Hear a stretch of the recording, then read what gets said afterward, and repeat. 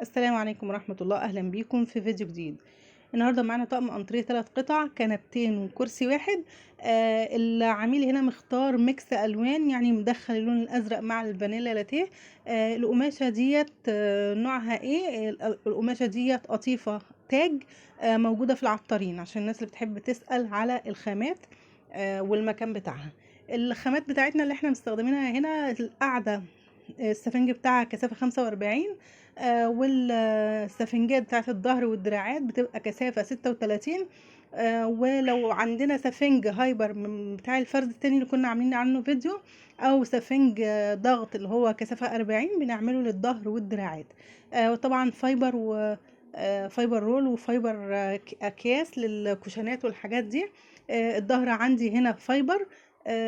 طبعا لو في اي استفسار او في اي حاجه نسيت اقولها في الفيديو سيبوا لنا تحت في التعليقات، وبسيب لكم رقم الواتساب على الفيديو في الوصف كمان للي عايز يتواصل. ما تنسوش لايك وشير واشتراك في القناه.